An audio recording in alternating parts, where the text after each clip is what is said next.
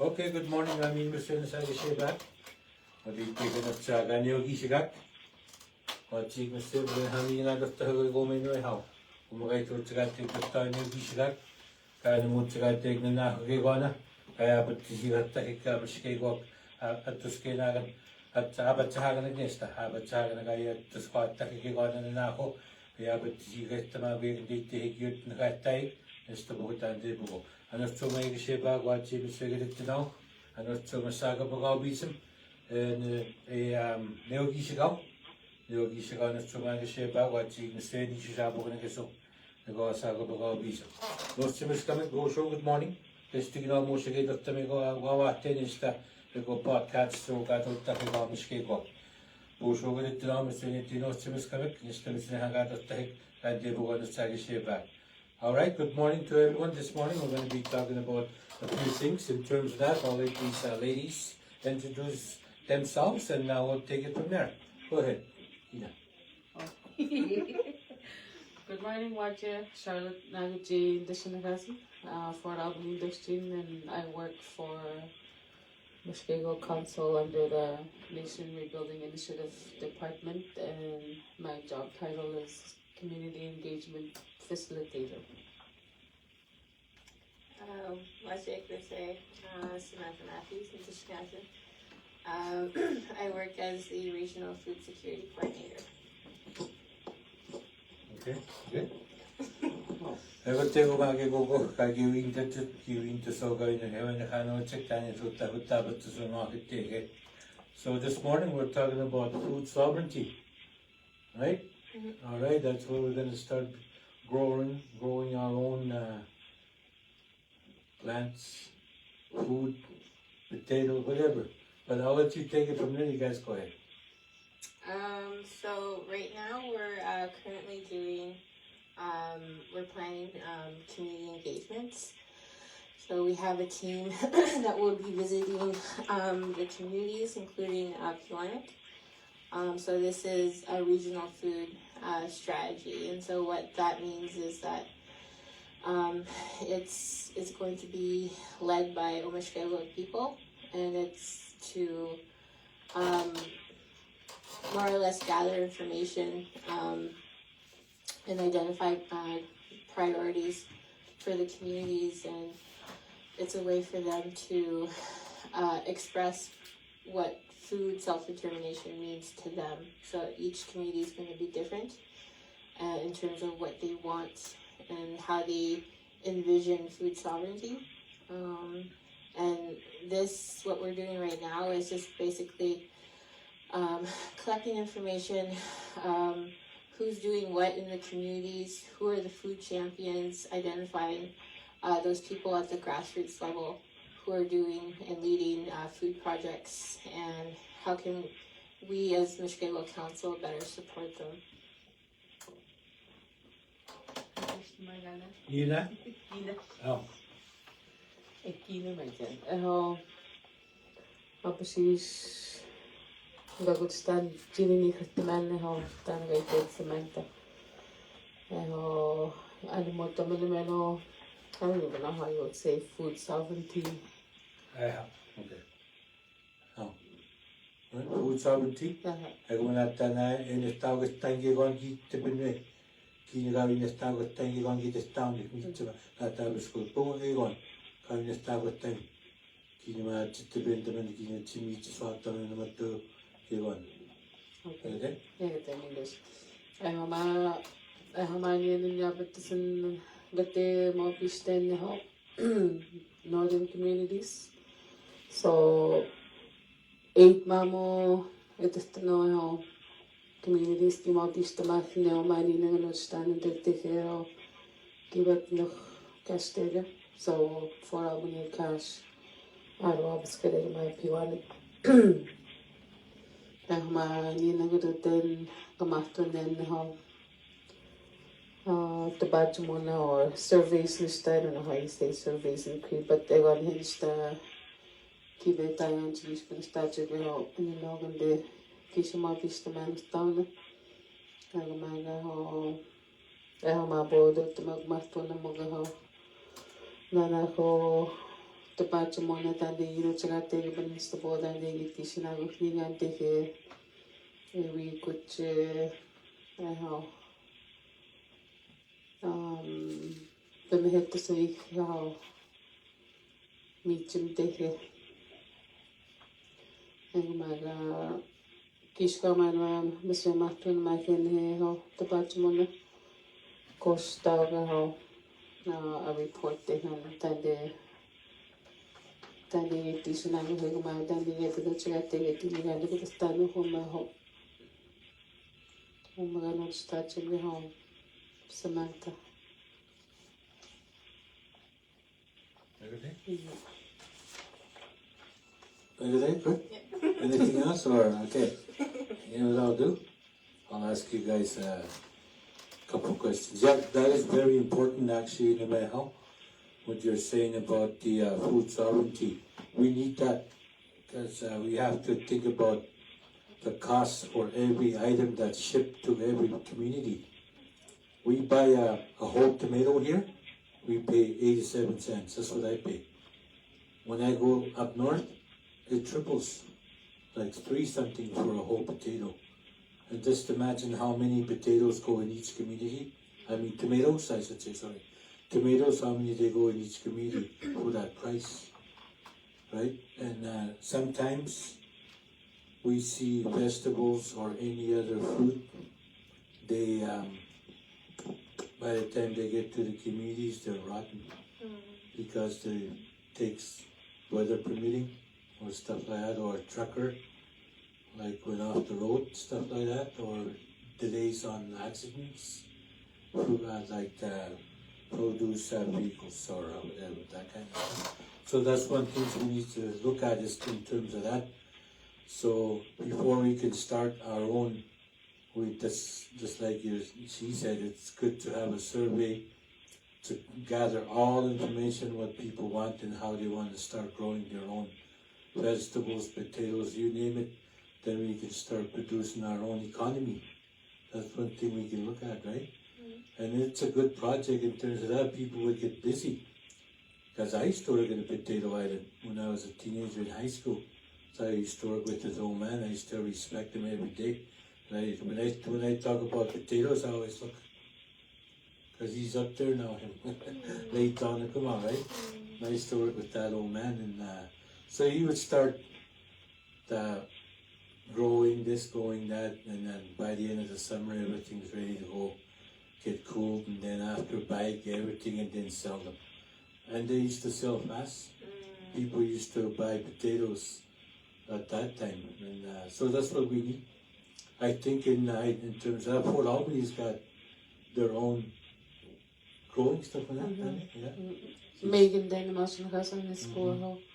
She comes there every summer and help plant like the potatoes in the beginning of like usually May? Yeah. Yeah, usually May you start growing those, Yeah, and then by August or September they get community members to go pick. Yeah, that's right. 90 days, 120 days, something like that takes to, And it's the thing that it's not only about our vegetables, it's also we can grow our own medicine. The medicine stuff that we can start for ourselves, because when you think about it, a lot of the items that we use for medicated body to medicate a body, a lot of them are natural from the land, right? Is that? Stuff like that. And so what else so do you think having greenhouses or small scale farms is the way for food sovereignty, for food security? I think that's going to depend on what each community identifies as what they would like to see more of, and I think it's going to probably look like a diversity of solutions. I think one of the more important things is that it needs to be led by the community versus us coming in with a project and then, we're trying to find somebody to fill this role or take on this project. And sometimes I think when you come with that approach, it's not always successful. So you have to look for the people that are already doing something in the community and just trying to support that. But I think it's gonna look differently for each community, and it might look like greenhouses for some. It might look like food forests for another. Like supplementing the land, growing like more berry bushes, or like, you know what I mean. Just like there's gonna be different kinds of solutions and ideas, and I think it's it's a matter of listening to the people and trying to support those visions, and each community it's gonna come up. They're gonna come up with their own definition of what they mean by food sovereignty, because that's such a hard thing to translate into creed. It's like we have to come up with that expression ourselves, and I think that they're gonna help define that. Thank you. Girochimo, Omeno, Tantegation, Alcabanist, Maritani, Dentamorge, Casas Negistrip, Hamagin, Tipinary, in the Tago time eats and get astonished. I got him to run and stop a bit to Macasin and the Tagatano, I got and start to need to make it take it to Girochimaga, what the Sargin is against what the Bentamagin at Tipine. Holmaga, I didn't meditate it, Pentagon, Kino, Ketai, get to no schema. Keynotes notice tight to a great sim week to packet to make my tiny tent to make Tante Wishik strip. I make Tante Wishik is a style. Next to my that went out in the hand. We need to put it to Bunny start yet to Nigan of that species. Nina, we need to know the star is a Peter said, animate out on the speed with a little to take it out to whatever school. The turned out in the hand is down the house. She needed to get to that domino. Kagawa go to stand on home to eat the Benjamin units in the target tank, give me some on the way to Gatic. Peter Snaganaga, Mr. Henry Gonta, Sassno, Rotamaniki, Kakiskin, Danwation, hat them in the stoma, is in the hat, guys in the hat, in the hat, to take, you know, masculinista, the Penny Peters, Kagish in the hat, you know, and then you more hatamic. Okay? So, what else do we have? Let me ask another question. How long is our growing season? And what type of vegetables and food would be able to grow in the north? I didn't even know that. We're just kidding. Potatoes, I think. Yeah, just like we said, we can grow potatoes. Like you can actually grow potatoes like late April, mid-May, and they're ready about 90 days, right? That's one of the things that people like is probably potatoes. They're expensive. Can't even, if you take 50-pound potatoes from here, try to take it home on the plane. You'd have to pay probably. Yeah, it's a 50-pound. Yeah. But at times $5 a pound. At least 2 or 3 something. Yeah, 200. That's 200 just for a potato bag. Yeah. So if you start growing that, there wouldn't be that much over there, right? No, and you can sell that too locally. Yeah. Even carrots, you can actually maybe grow carrots. You think? Mm-hmm. Yeah. Carrots, tomatoes, and lettuce. Yeah, that's. I know in Albany. Let us tell you that. Yeah, so stuff like that, and it's actually nice that because a lot of people eat lettuce, a lot of people eat carrots, like stuff like that. But with what do you call it, carrots? When you grow carrots, you have to water them every day, like all the time, because they need moist, right? Yeah. Yeah, they need moist. Yeah, so. I know they tried that in Albany, like to have a greenhouse. Joan Manning's in Albany, and she also does the farmers market in Fort Albany, where she orders fresh produce, not produce, but fruits and vegetables. Yeah. See, now we have to order that just to. Yeah. Now, if we have our own, we just start our own growing and stuff like that, and there's a lot of good places to do that. To start growing our own stuff in the community, and just like you said, we need a person that actually that can lead the project in the local community, and just take it from there. Because I know I spoke to, like I told you earlier, I spoke to a couple of friends of mine that the Mennonites, and I used to go see them all the time, like many nights, and.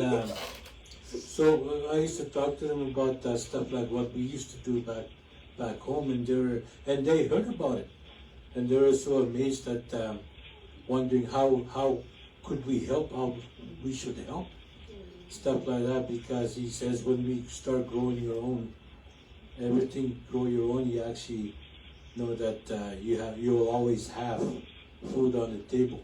And for the community, if you start doing your own growing, he said, and so he was asking, I was telling about the potato island in Wawatay itself, and how they used to do stuff like that. And he said, I wish I can go up there. He said, one summer, I would go there, take my couple of my tractors on a winter road. I told him how you can take them in, and I can just show people how to do it.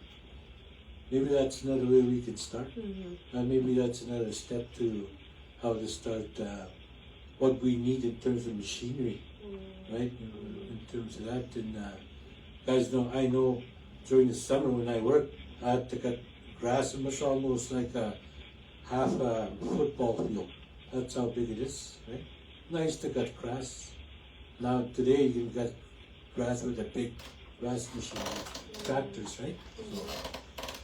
So in terms of that, what else do you guys want to say? Any more? Well, just kind of touching on, there's another survey for like community organizations, services within the community. And I think that more or less is like, because sometimes people work in silos, and what we're trying to attempt is like to break that down so that we're working together and better supporting each other's actions, instead of like, you know, like no one should have to do it on their own. And so, you know, and there's an overwhelming amount of external organizations or charities that want to support communities. So there's that as well, and it's just like a matter of coordinating that with the communities. Like, you know, who's interested in a greenhouse? Like, we have people that we could set you up with, like connect you with, or like who's interested in like a school garden. You know, we have those types of connections, and it's it's a way for everyone to kind of like just work together more cohesively. And I think when we talk about food sovereignty, that's a governance issue. Like, it's not something that First Nations should be consulted about. Like, it's something that we should be in control of. And so I'm hoping that like when we do this strategy, and like people share their visions and what they see for it, we can identify those priorities and like keep working towards them.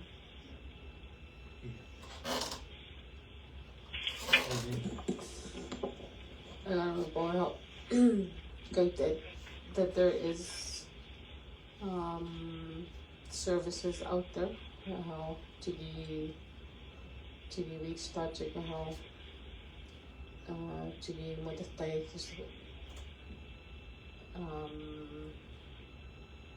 for us to be able to sustain ourselves, and they like with growing our own fruits and vegetables. And how many different the mamas got in their manas go how that is to be how because that's again the kind of to be my head to such a meeting taking and magtegi on there in the northern communities. Because how many different I did again Albany. What they just did how they just to get to I think it's them. Then they still have me to my and I still get that what do you call that, shock or culture shock or whatever with the prices. Because when I go home to Albany, if I don't take any food home with me, and if I have to go buy it, like too much time I used to know like if I just go buy bread, eggs, and milk, like it'll cost like $50 or something. What the money job again, and hey, more not $20 just to know how. Yes, job again, and hey, you're going hang on so I managed to add to my food subsidy to go in there. Like I still don't get how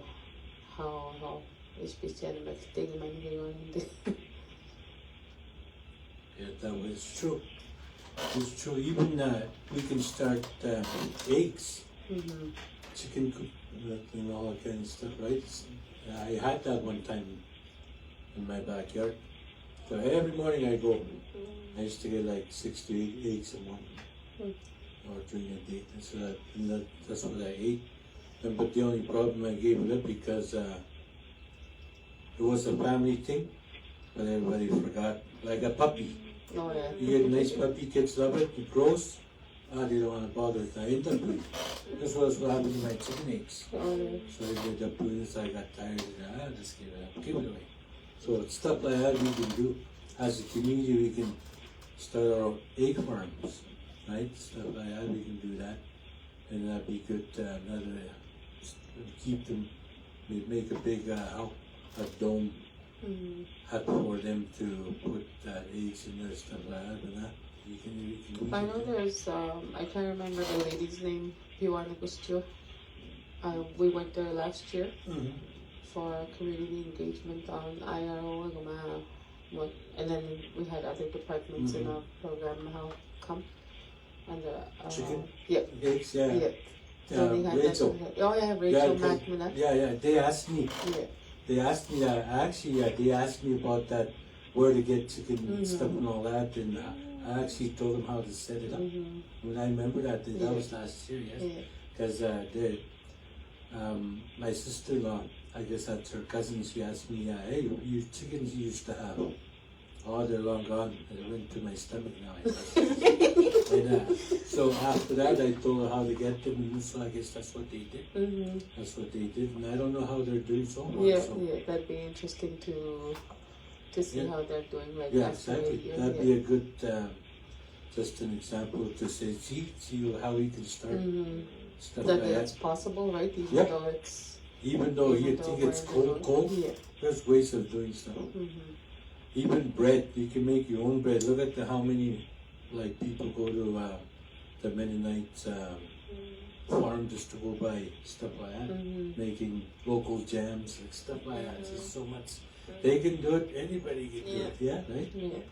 I remember in Albany there used to be bread coming in from homemade bread from Albany. They used to make that wheat family. So it used to come into Wawatay too. So there was a lady by the name of late Josephine Weiss. She used to get, that was her brother-in-law that made bread in Albany. I can't remember the names. Yeah, something like that. Yeah, I think so, yeah. I can't remember That's his right. real name. So every time the bread come in, people go buy local bread. So I used to go there. Now, I must have been, I would say, 5 or 6 around that area. So I used to go help them deliver the bread. She would give me a little slate, put a bunch of bread in there. So she'd give me names, right? So I get all the names and I go deliver the bread because they're paid. Or used to be something like a quarter for a loaf of bread. So I used to pull, what's her name in the slate? Her granddaughter. She was probably the same age as me at that time. Well, I'm thinking about same age, maybe 1 year younger. So I used to pull her in there with the bread. So that's what I did. I remember that it was nice and like local. See, these are the stuff that we need to bring back in terms of our local sovereignty stuff, like in terms of that, like surveys are good. Then that's how you get all the information, people, what they want and things and how it can start. And one of the things that we always run into every time we want to start stuff in the community is funding. So is there funding at all? Or? So right now we currently have funding for the communities of Fort Albany, Cache, and Adolphscut. So there is funding for community level projects. So the ones that you identified, like potato, if there's revitalization projects for potato islands, they can apply to that. If there's projects related to like if someone wanted to grow chickens or something, not grow chickens, you know what I mean? But like things along the lines of that nature.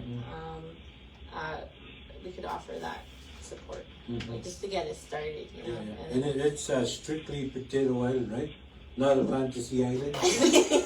So, yeah, that's good. That's a good information. Like, I'm sure people are happy to hear like there's actually funding that can help start this project. So there's still a lot of work to do, right? Yeah, and then we actually just finished a pilot training project. Oh, you're pilots. we're pilots. You fly your own potatoes. Yeah, good. And it was kind of modeled after like what you were saying, that there's people that making Models their own too? food. Hey. Oh, no, sorry. Go ahead. Hold on. Exactly. Behave. Okay, go ahead. Sorry. So there's like people that like make their food and sell their food. That was what inspired that training project. Mm-hmm. And so it was more or less to encourage that food entrepreneurism. So like there's people that can make jams, they already do it. There's people that make that bread, like my Auntie Mushkegowuk. And they sell it. You know what I mean? Exactly, There's people right. that like are supporting that. So like how can we better strengthen that, because that it's own economy, you know what I mean? Yeah, that's right. And it perhaps, and sometimes I know a lot of people sell bread, but if we start having our own machine to cut the bread, slice them, then you can start buying from that person and make it grow. Yeah. Right? See, what do you think? I agree. Like when I was living in Albany, my oldest son knows how to make homemade bread, and so how he actually made a few loaves and sold them like when we were living in Albany. So and people bought them like I was, and he makes really good bread too. That's right. Every Saturday, not every Saturday, but some Saturdays I go to Mennonites just to go buy their bread. And my wife doesn't like that. Well, last time you're not going to Go marry a man. Yeah, go see them. Yeah, exactly. Go see them. Get your bread. And she can make bread. She can make bread and she's a good baker. But sometimes I just go for a ride, take my coffee, and I end up at Mennonites and get my bread and jam. I go there for their sandwiches. Oh yeah, even those homemade stuff. These are all grown stuff. Yeah. So that's a prime example of what they have that we can have too. Yeah. All you name it, they have their own local beef, local like everything. Yeah. And it's not expensive, but it's because you got to start from somewhere to stay. Like economy wise, you got to stay sustained. You got to put a little price on it. That's right.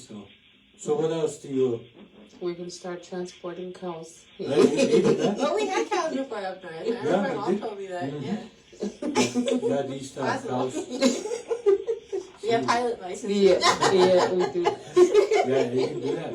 Even transport them on the winter road. Take a couple cows and start milking them. Hey, stuff like that. We can actually do stuff like that.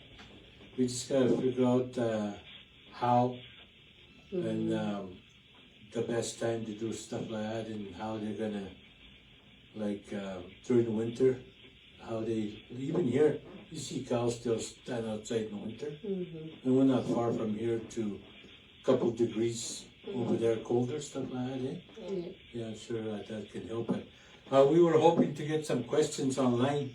Maybe a couple of people maybe want to ask a question, stuff like that, and it'll be nice for these ladies to ask questions. Answer these questions. I was gonna add, George. Another piece to it is when we're talking about the food strategy, we're also talking about our traditional foods, and then so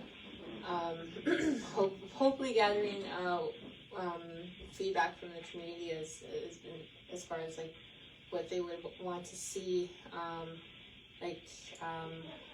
what's currently happening in the community, what do they need more support. I see some youth hunter initiatives, like Adopt a Youth Hunter. Yes. Like those are like really great initiatives to support. Things like related to subsidies, things relating to policies that impact our food systems, like what do people want to voice concern about, and that's where we can listen and try to make that connection between policy to grassroots people. Especially when we're talking about things like our traditional food systems, and like with the recent passing of Bill 5,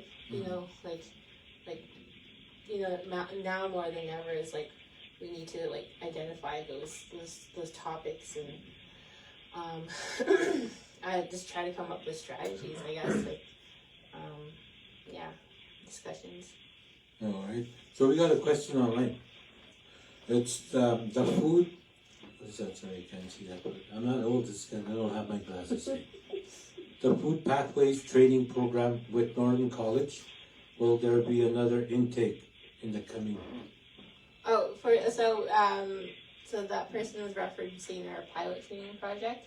The funding itself was actually a pilot. So I'm hoping, because we did fairly well with the number of graduates, and we would probably do it more like in person, because the students really appreciated the in-person training, especially when we did the hydroponics. So that was really dependent on funding. If there's other pots and funding that we could tap into. So I don't have an answer right now for that, but hopefully in the future we could better fine-tune that kind of a program. Well, I just want to add the help. I have my dates selected to go visit Fort Albany Cache, opposite Pewanik. I'll be in Albany next week, June 13th to the 20th. Shocked when I'm gonna ask him. June 16th. 16th to 20th, I'll be in Albany. We'll have like an open house information session on the 16th at the community hall from 6 to 8. And then I'll be in Adawabscut, excuse me, Adawabscut, June 24 to 27. And then we have the community halls for those 2 days, 24 and 25, for the open house and my information session. Plus I'll have surveys on hand for people to fill out. And my other dates for cash, the Thursday, July 7 to 11. For community engagements. Piwanik probably July 15 to 17. So those are the dates that I have picked out. And Mikey Mushkegowuk, he'll be doing the southern communities. Well, he's going to do Muskri, Missionabi, TT, and Shaplo Creek. I don't know if he has his dates yet, but I know he's working on them right now. And he's going to be doing the southern communities. Same thing, he'll be doing community information sessions and surveys. And I managed there's 2 members that I'll be looking for to interview. And then we also have, what do you call that group again? Oh, the Regional Food Advisory. Yeah. Regional Food Advisory. I don't know if it'll be a committee. So that's that was actually came from a 2015 Memo Wahidawin resolution.